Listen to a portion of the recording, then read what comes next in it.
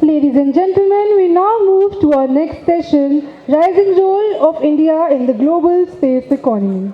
As emerging economies accelerate their adoption of space technologies, India is uniquely positioned to play a leading role in shaping the future global space economy. The discussion will examine opportunities across investment, manufacturing, downstream applications, and international partnerships. To moderate this important discussion, please welcome Dr. Chaitanya Giri, Senior Fellow, Observer Research Foundation, ORF. I would like to call him on the stage, please. We're honored to have you with us today. We also welcome our distinguished speakers and panelists, Mr. Amit Chatterjee, Founder Member, Africa Studies Center, Mr. Samir Bhattacharya, Associate Fellow, ORF, Ms. Huma Siddiqui, Senior Journalist. We're honored to have you with us today. Give a huge round of applause for all our panelists, ladies and gentlemen, and our esteemed moderator for this session. Now I kindly hand over the stage to the moderator and esteemed panelists for this session. Thank you. Everyone, please kindly be seated as the session is just going to start. I request everyone to kindly get seated.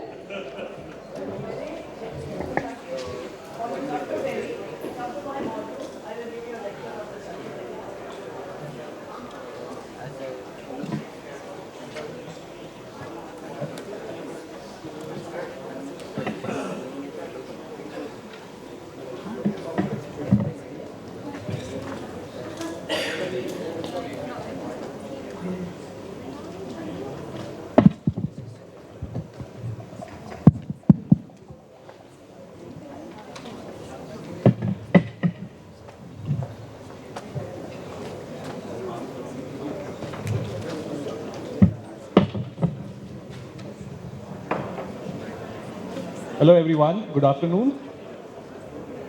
It's a pleasure and privilege to be here with you all again, all the distinguished guests that I see in the audience. We've been through thick and thin with the India Space Congress as the India Space Congress marches in its fourth year. And the event has remained steadfast. This is the fifth year, yes. Yeah, 2022 onwards. Fifth year, and it has remained steadfast with new people joining every time, and the community, the space community, the ecosystem expanding. And with an expanding ecosystem, you also need to understand it is not just about getting into a huddle. A congress like this is not just about getting into a huddle, but expanding the huddle and bringing in insights from professionals, experienced professionals who bring in tremendous insights on matters that may not immediately pick our attention, but definitely these are matters which need not be neglected. And one such matter here is, which we are going to speak today in this particular session, is about India's forays in what is usually called as Global South. When we talk about space cooperation, the agency-to-agency space cooperation, or cooperation right now which is blossoming between the commercial space sectors of various countries, you think of typically of countries that are advanced economies of Asia, Australia, then you think about Europe, and you think about North America. There are two big continents that usually go amiss, and also including the large swathes of Asia. And these two continents are Latin America, which is South America, Central America, as well as Africa, a big chunk of it. And I need not tell you all how the globe looks. These are massive continents. Continents with whom we share a lot of attributes, social, cultural, economic, as well as the terrain. The terrain is quite similar. The climatic conditions are quite similar. The geography is similar. Uh, it is as rich in flora and fauna as we are. And all these things matter, especially for those who are in remote sensing, especially for those who are delving with satellite communications. Uh, but we do often find that our conversations with these countries tend to not happen as frequently as they should. And why is that so? You don't see a lot of them also here in these conferences or conferences that are organized by InSpace. Or rather, InSpace recently had a dedicated event for African Union. But that conversation need to happen frequently. Why? Because the terrain is same, the landscape is same, and that means that the technology that we develop here might be useful in these countries. And that's also an opportunity for our commercial players to explore markets which are slightly difficult to deal with. Now, when I say difficult, the difficulty means it's not as easy to do business in these countries as it might be in a very predictable Europe or North America.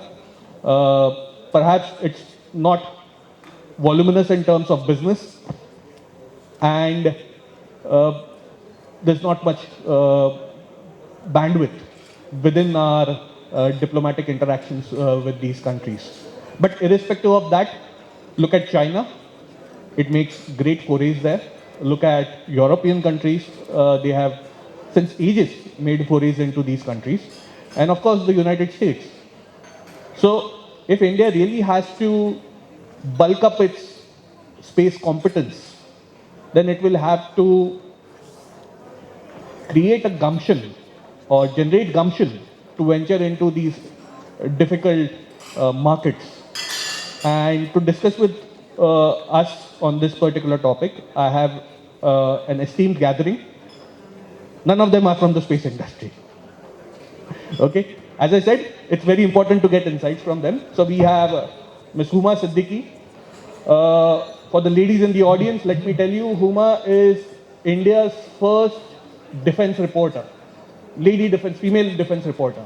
She ventured into that particular domain when none of the ladies were wanting to venture, very daring, and she's been there holding her ground and becoming a very solid voice, journalistic voice, an opinion maker. She's written book for Rutledge in all these 35 years. She's extensively covered both South America and Africa. She just told me that she's left out only one country, which is Nicaragua, and that's it. Her quota of all the countries would be completed by then, and she'll bring in some great insights today. Then we have my colleague from the Observer Research Foundation, Dr. Samir Bhattacharya. Samir was earlier with the Vivekananda International Foundation. He's an Africa expert. He's recently written a book or edited a volume known as Digital Transformations of Africa, how Africa is adopting new digital technologies. And that is a very well curated volume, I must say, Samir. So kudos to you. Congratulations for that. Samir will bring in some insights about the international relations and affairs that and our kind of camaraderie with African countries. And we have Amit Chatterjee, who wears different hats. He's a cyber security professional with 14 years of experience. And he's worked on several very critical infra projects, especially delving with banking and other critical ICT infrastructure projects. So that's his day job. But his passion is something known as the Africa Study Center. It's a not-for-profit body located in my home city of Mumbai, and where they carry out a lot of cultural exchange, educational cultural exchange with talent from Africa. They bring them over here, and vice versa. There is also an academic exchange of professionals and scholars from India also interacting with their African counterparts. So that's the panel for you. And before I proceed, I'll start with Huma. Huma, you covered these countries and you extensively traveled. where I haven't touched any of these countries. Let me be very frank. And I'm sure many of us have not traveled not more than 2 countries in Africa, to be very frank. Now, with that kind of audience, or with that kind of a population that we have, who've never traveled to 2 continents, despite the great diaspora that we had, including Mahatma Gandhi, what do you say? What is missing right now amongst us? Chaitanya, first and foremost, thank you so much for the kind of introduction that you have given. I don't deserve it, but when you talk about the regions, which is Africa and Latin America, that's what I actually focus on and I have been focusing on. Unfortunately, during my travels, I have really not witnessed, if we talk about space, like I told you before, I'm not a space specialist, but yes, I do try to focus on space diplomacy, and that is something which is missing as far as Africa is concerned. I really don't see anyone talking about space and Africa, space and Latin America. I mean, I'm just saying it generically. I'm not really going deep into it, except that we need to look at these two regions very closely because there are a lot of opportunities for the Indian companies, and you need to travel to those countries to understand what I am saying. Like you mentioned in your introduction, yes, the flora and fauna and the entire, environment is mostly almost like close to us. It's almost complementarity is there in terms of what you can achieve while you're doing business there, and there are opportunities for the Indian companies actually which has not been explored so far, and you can only explore if you go there because they are looking towards the private sector and not really to any specific agency as an agency. So that's what I feel. Huma, just a supplementary question. We've had really great businesses operating in Africa of Indian origin. So with people of Indian origin leading them in Eastern Africa, in Southern Africa. Yes. So those who have ventured into these lands, they've done exceedingly well for themselves. But what refrains us, the new generation? They have done exceedingly well, especially if you look at it. Agriculture is one strong point of Africa because they are really our food security also. Somehow India also looks towards Africa for a lot of pulses and what would you call commodities, and we are looking towards, and that's an older generation. The present generation likes to go only to, how do I say it, not sounding undiplomatic, but still the reality is they are not really keen to go into African continent because they feel that there is not enough of security. There is, maybe they go and invest and their money will get trapped there, which is not true because space sector is something which is very niche and everyone needs it right now. It's not about the satellites that they need. They need, best practices. How our companies, which are here in India, we have some of the real good startups, especially in the space sector, who need to travel to those two regions just to check out what are the possibilities. And the money factor comes in later. You first need to go explore. And often during my travels, and when I come back to India, people say, "Oh, ma'am, do you know this language? Do you know that language?" It's not about the language anymore because the technology has advanced so much that you can walk around with your phone with a translator on it and you can keep having a conversation and talk about the region, talk about the possibilities. But till you don't go there, you will keep sitting here looking at Netflix and say, "Oh, that country has only gangs. Oh, there's only, what would drugs, narcotics, drugs, crime." Every country has some problem somewhere. But these are the two regions which you need to explore if you really want to do something meaningful as far as a startup or, if you're in the space sector. I have a supplementary question, but I'll come again. Samir, for you now. You've been keeping a watch on India-Africa relations for quite some time. And many of the African countries, especially the stable economies of Africa, they've already ventured into the space sector. They now get their small satellites built from within, domestically, as well as with international partners. Now, we are still stuck with ITEC.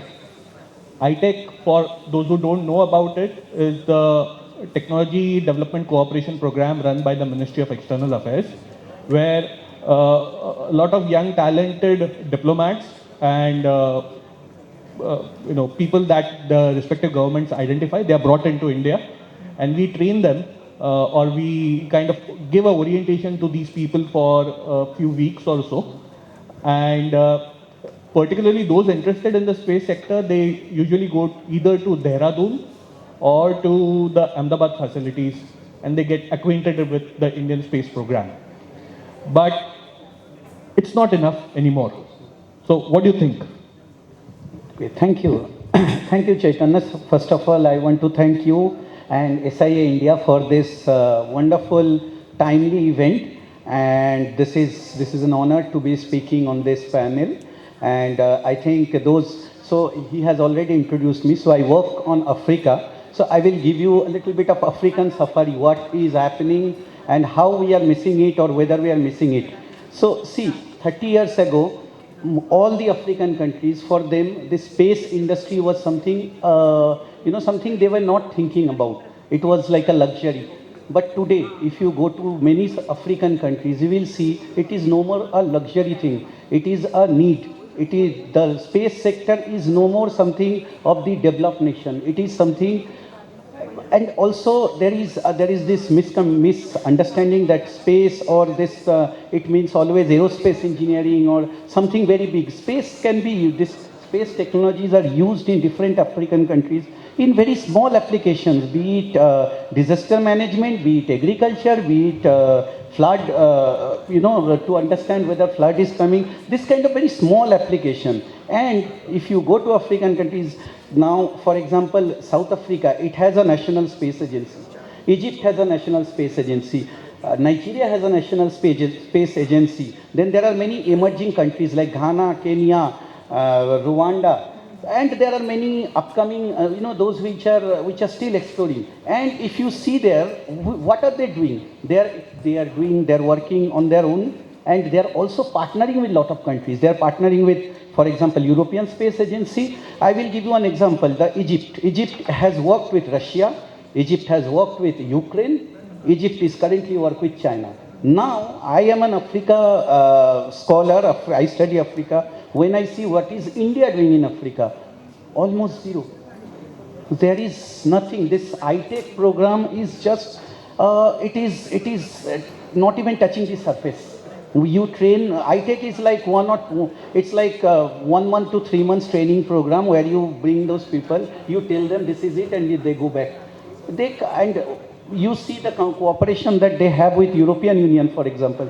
They go study in the European universities, full 4-year diploma, this kind of thing. So now, for me, we are really behind when it comes to Africa. Now, have we lost the bus? So there is a very nice African proverb.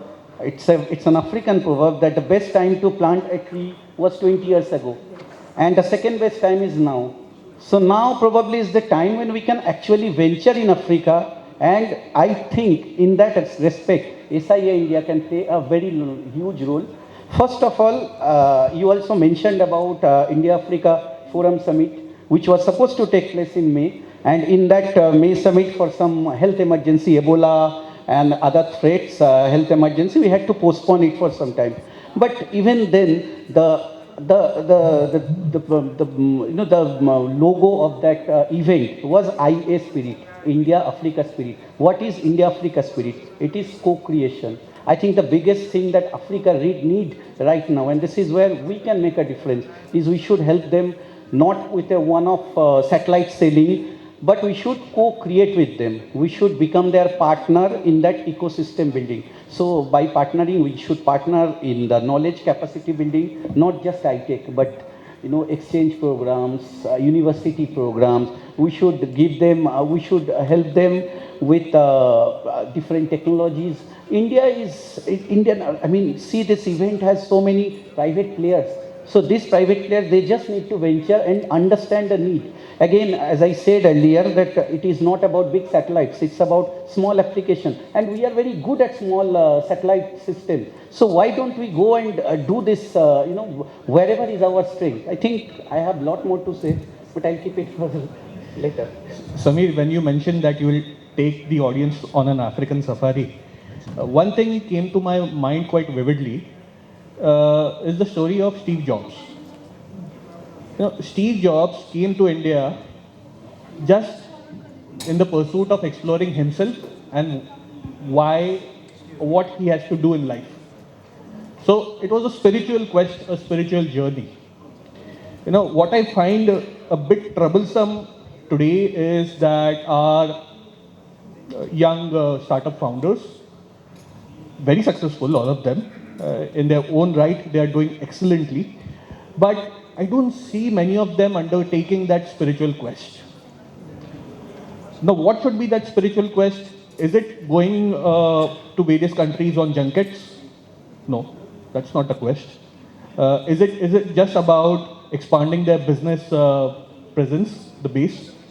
It might be one metric of success. But is it going to create something that is extremely novel? I don't think so. So, one great way of undertaking any kind of spirituality, and I'm afraid I'm talking to a completely Indian audience on spirituality in a space conference, is that spirituality will come through traveling. You have to travel. You have to meet people. You want to say something, Huma? Yeah, that's exactly what I was wanting to. We were having a conversation over lunch, and we were talking about the startups. They actually need to go first travel. Till the time you don't travel, you will just keep watching, other TV programs or documentaries, and your opinions are based on that. But till the time you don't travel on your own, and I have traveled to these regions on my own or partly on lecture tours, and each time I have realized that there are so many opportunities for the Indian companies and in different sectors, not necessarily only heavy machinery or agriculture. Till the time you don't travel, you will not understand the opportunities that are waiting for you, and Yeah. that's exactly we were talking about. Absolutely, absolutely. Very true. I mean, why just Steve Jobs? Even today, you see a lot of youngsters from Europe, from Israel. Why do they come here? They come here in the pursuit of knowing themselves. And when they go back, they are better tuned to innovate, better tuned to build what the society needs than somebody who is thinking from their desks. So that's why there is great significance. And the reason why I came on to the topic of spirituality is because spirituality usually comes under cultural exchanges, cultural talks. And the Africa Study Center has been working closely with the Indian Council on Cultural Research for many years. But I'll let Amit talk about the center. What do they do? It's a not-for-profit run by volunteers like him who have a day job, but then this is a passion project. Amit? Yeah. So first of all, I would like to thank Chaitanya for bringing me here and SIA and to the wonderful audience whom we have here. I think this is the second session after lunch. So this is just about the time where your food is settling in and the yawns are coming. So I'd like to get you back in the room. Africa Study Center was established in the year 2020. Our head office is in Kampala, Uganda, and we have a tie-up with University of Pune. It is mainly driven by volunteers, and our motto is understanding and engaging with Africa, with African lens. And most of our volunteers who are in Africa or holding our office bearers, they are the students who had come to India long time ago through ICCR scholarship. They had a good learning experience here. They had a good engagement here. And once, when they went back, they came in our contact and they asked how they can keep in touch with us, how can they engage. Whenever we speak of Africa, we speak about it as a continent as a whole. I think they don't like to hear it that way. Just like India has north, east, south, west, Africa is also very segregated. The northern part of Africa is more near to Arabia. The west part is more French-speaking francophone. Eastern part has been associated with India for a long time, be it Tanzania, Uganda, and the southern regions. So whenever we are planning to interact with them, rather than mentioning Africa as a whole, we should divide it as per the geography, and they also have the different councils of economic cooperation. So that's how we should learn to engage with them. And through Africa Study Center, one of our mission is, so it's a continuous process of sharing knowledge. We are giving them knowledge, they are also sharing their life experiences with us. So we also need to listen. And one thing which is, because I am into cybersecurity, I am looking after business development and sales. One thing I want to tell you that in African countries, they are calling you, they are giving you business in hand. In other countries, you have to put people in our various states, you have to invest so much. Those countries are literally asking you to come and do business with them. There is no such blue ocean market anywhere in the world, which a lot of African countries are providing. So the business is there, and as Huma madam said, that we have to travel, we have to go there to understand. That's it.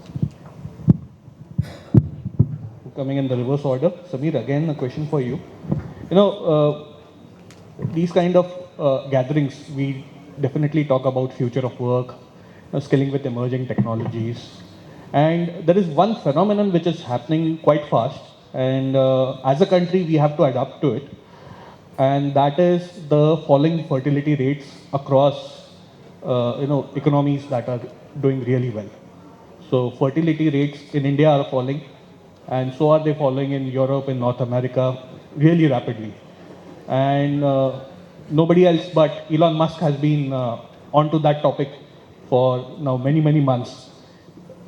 So while our fertility rates drop, you will have Africa and West Asia and some parts of South Asia, barring us in India, with really strong fertility rates. That means in 2050s, 2016s, you will have a population largely located in these countries who will lead the global economy.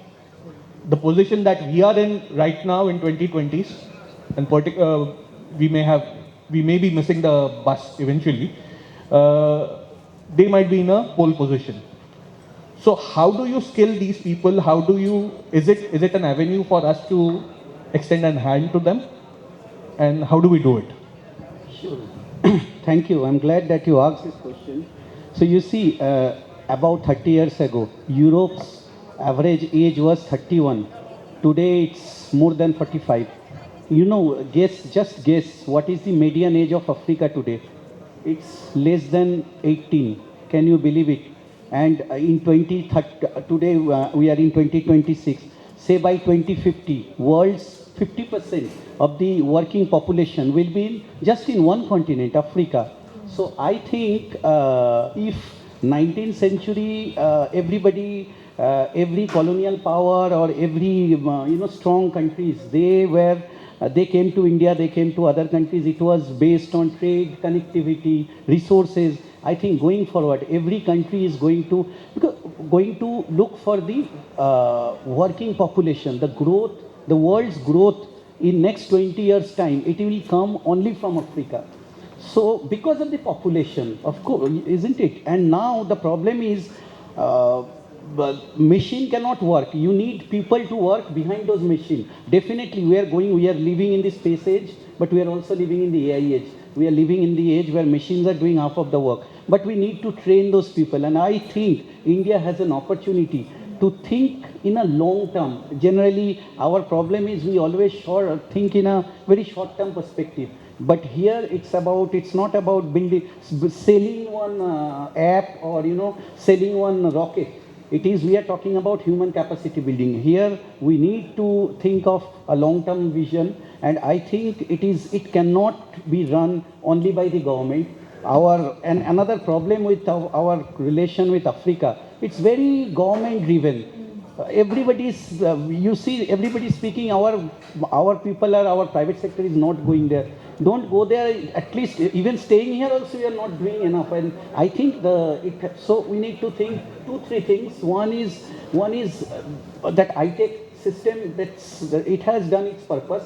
I think we need to think of new ways of training. I think we need to find what are the problems that African countries are facing. One big problem is their dependency on foreign, foreign. I spoke about Egypt. Egypt started its thing in 2003. Today it's stuck. Why? Because it is dependent on foreign technologies. So why can't we go there and we join hands with them? Why can't we train them together? And also we can also think of some regional development model where we can see we don't have to so this is a business idea. For example, we don't know all the countries, but we can create some anchor states. We work with Kenya and Kenya work in that region.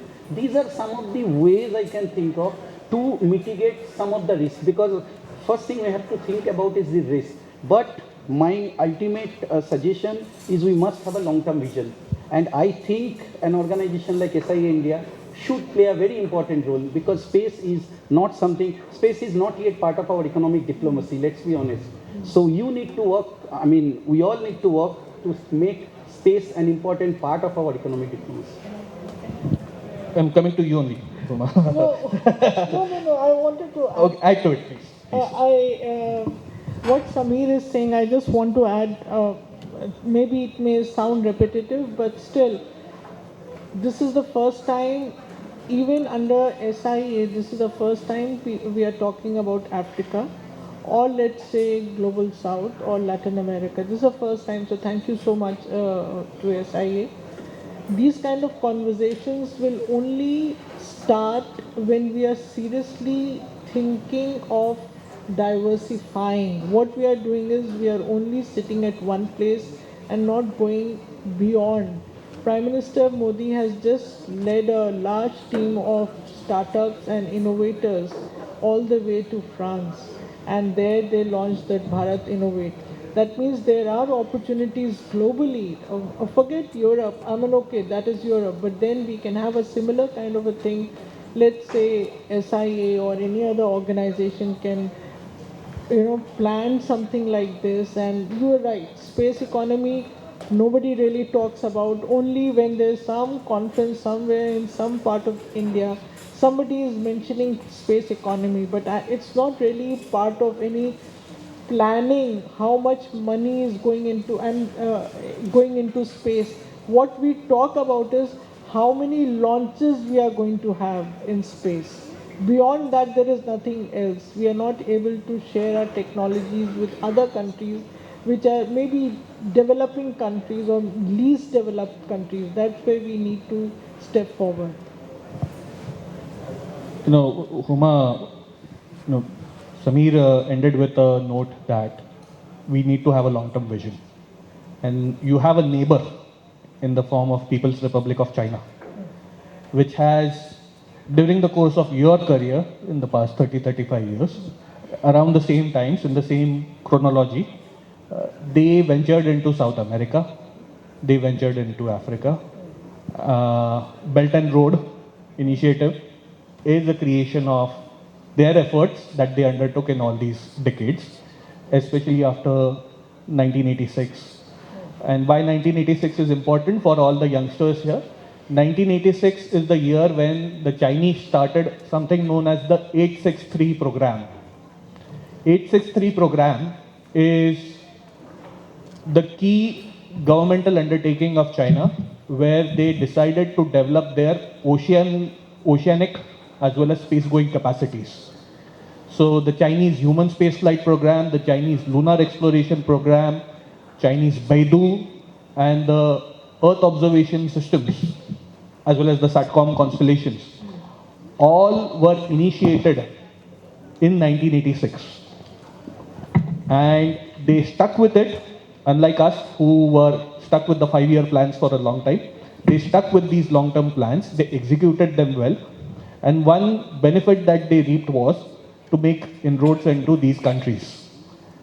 Now, I do admit that Africans or South Americans have grievances with China, but we need to understand what have they done well for themselves, the Chinese, and what is something that we should avoid doing akin to what China has done in these countries. Yeah. So, not going too much back into time, we are in the present and for the future. There's still opportunity for like Samir said, it should not only be government oriented, it should be what people or individual or private sector would like to do here on. There are opportunities post COVID. The market opened, the government of India opened up the space sector for the private companies. And what we want to do or we could do in Africa and in South America or Central America is, sharing of best practices. Launching a satellite or launching nano satellite or building one is okay, it's fine. You probably get to earn more money doing that. But beyond that, you need to go and share your knowledge, because I have traveled to, let's say, a small country like Bolivia. Just as an example, they are looking for best practices from India, and whether it is disaster management, fire, waste management, remote sensing, they want all these things, and we have not gone there to even talk about it. Let's go to Africa. Africa in forget Tanzania, Zambia, Mozambique, but forget all these big ones. There are smaller ones which may sound as if they are not safe countries to visit or go to or do any business there. But that's where you can actually create a space for yourself, because whether it is even teaching them how to build a nano satellite or a cube satellite, or even talking about orbits or orbitary technology, if you want to share, there are people, there are youngsters. There's one space startup called Space Kids. It's it's Chennai based, and there's this lady, Dr. Kasin, who is focusing on joining all the, attracting all the young girls from across the globe. And she has managed to get girls from 108 countries who will be part of a launch much, I think, later this year. They're launching some small satellite. So my whole thing is that it is about sharing the best practices with China. What China does is it just goes, builds, and comes back. It does not share the technology. We can share the technology. We and they want, the Africans want India to come and share technology. They want their people to be involved in every critical aspect of a program. They just don't want you to go there, build a satellite or something, and then launch and okay, bye bye, Tata, see you.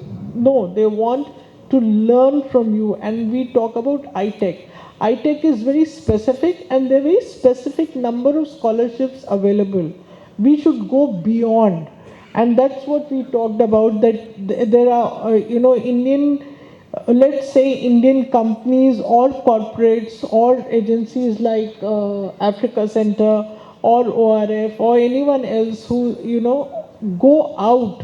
Don't depend on the government of the day, because Africa is looking towards India for gaining knowledge. They don't want your money, they want you to teach them. So I think that's where, they may like or they may dislike China, but China has provided them the entire infrastructure. But China has not given them any knowledge. They have not even given them any money. It's only the infrastructure and connectivity that they have created there. Absolutely, it's very important to develop people-to-people relations, and skilling, upskilling, training, co-developing, and sharing is something that we can easily do, and that's how India will be able to make a distinct presence of itself in both South America and in Africa. We have a few minutes left in this session. If there are any questions. for us panelists. Anybody could be as generic as possible. Generic is best, is what Huma says.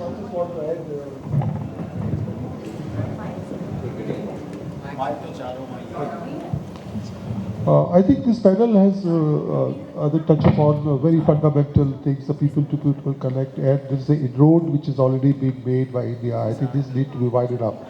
As SIA-INDIA is a association for space industry, we are also trying to do, because the one we think which we are good at, the space application, and that's the most of the African countries or countries in the global south do require this.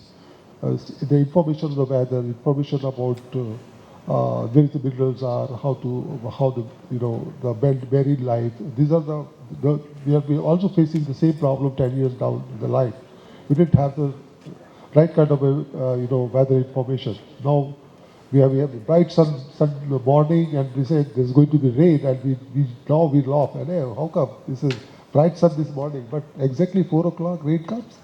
That's why how our prediction and how is come from, because we have those sensors, we have all this satellite data imagery available to us.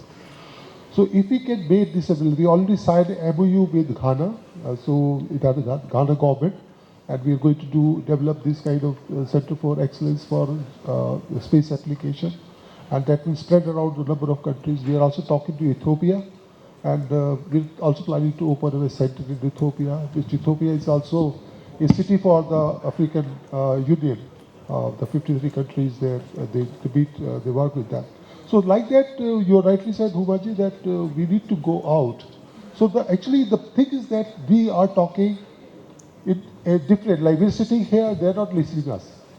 But if we have to go out or we invite them in this kind of a seminar or something, so at least we can communicate and we can spread across the message that we are there to help you.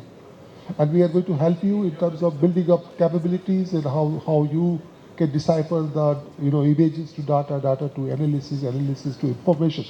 So this thing is a child's play for us now. I think this is the small thing which I think it's a great effort for them. Thank you very much. So that's exactly what I was, trying to suggest, that when SIA can organize such an, it's a very niche kind of a meeting, and in a niche meeting, maybe one or two people from the region you are talking about, if they are invited, it would not only help SIA, but it will also, convey a message globally or even to the region from where you're inviting them, that India is ready to share the technology that they have, the innovations that they have, and it will be very cheap, not very expensive like the Western countries are offering. I think one more point that I wanted to add. So the space economy is also, I think broadly we can divide it in space system and space governance. So by space system, I mean all that is hard infrastructure, be it satellite, be it any app, whatever technology, but there is also a major aspect which is space governance. These African countries, they are just, if you leave Egypt, Nigeria and South Africa aside, most of these countries, I'm glad that you mentioned Ghana and Ethiopia. These are two emerging space economies, and there are many others. For example, Mozambique, Namibia, Kenya. So you can always venture into those countries. And one important missing, which Europe and China are not helping them, is the policy aspects, the regulation. Space is a very vast area, and there is debris, there is satellite, there is problem of one satellite coming into other. So they need also, and many times these African countries, they don't work jointly. So I think there is a need for regional collaboration also. And I think you can play a major role in this area, how to help them in policy making, how to govern the space, isn't it? Okay, thank you. So, as the final session began with what China has been doing, so China has been implementing its core skill sets, its hard power, the bridges, the roads, the train. We are known as the soft power. So a country is just not the roads, the trains. As Samir said, policy regulations. There we have a lot of say. Skilling, we can speak with them. Whatever we have in surplus, now they are looking up to us when it comes to AI. The AI superpowers of the world won't be spending their enough time in Africa.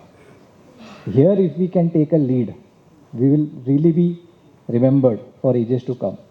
Secondly, it's very essential for us, just how Africa Study Center was formed. No one is stopping us from creating a Africa Space Research Center.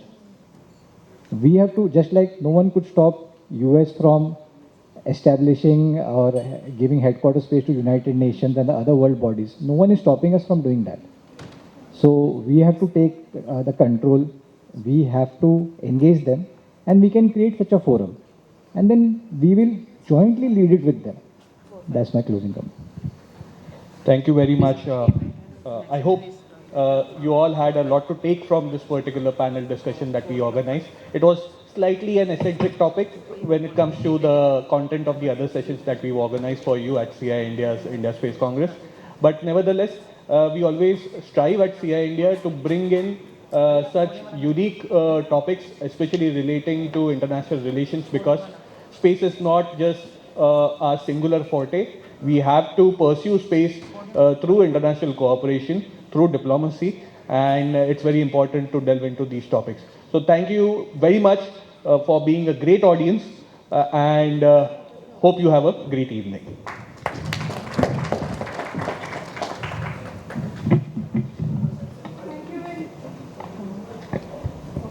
Thank you very much to our distinguished speakers and moderator for providing valuable perspectives on India's growing role in the global space economy. Now, may I invite all the panelists and our moderator forward on the stage for a group photograph, please. Ladies and gentlemen, a huge round of applause for all our panelists and moderator.